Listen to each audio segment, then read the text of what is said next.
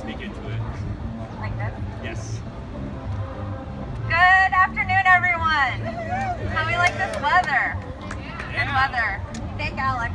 He did it.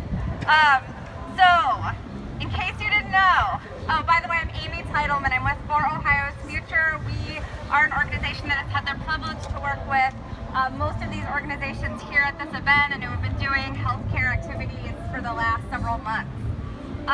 So in the early morning hours on Friday, while some of us slept and some of us were glued to our computers hitting refresh, we won an important battle in the fight for millions of Americans' health care.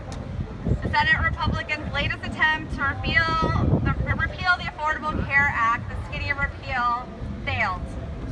But while this race was a crucial victory in our battle to protect millions of Americans' access to health care, the fight, as Stephanie said, continues. Despite Americans' overwhelming opposition to the Republicans' health care repeal efforts, we know that President Trump and the Republicans in Congress are still determined to undermine the ACA at every turn. They want to risk the health care of millions of people in the process. And in fact, the HHS Secretary Tom Price recently made a statement that the effort would continue, if you can believe that. We all, I think, will believe anything at this point.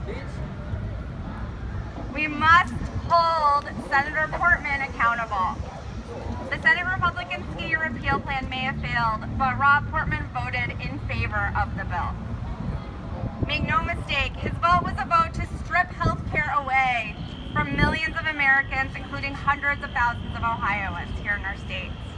The skinny repeal would have left 16 million Americans uninsured, 16 million more. It would have caused Ohio's premiums to skyrocket. It would have created chaos and uncertainty for the insurers in the marketplace. And it was opposed by a bipartisan coalition of governors, including Kasich.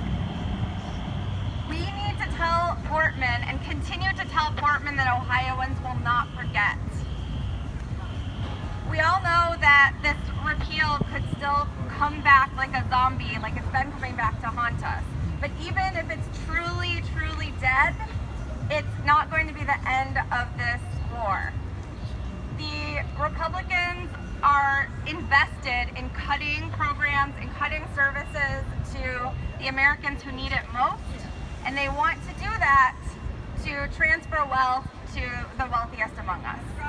Whether they do it through tax reform, whether they do it through the budget, that is their intention, and mark my words, they are not going to stop. So we need to stay vigilant, we need to stay on point. We should take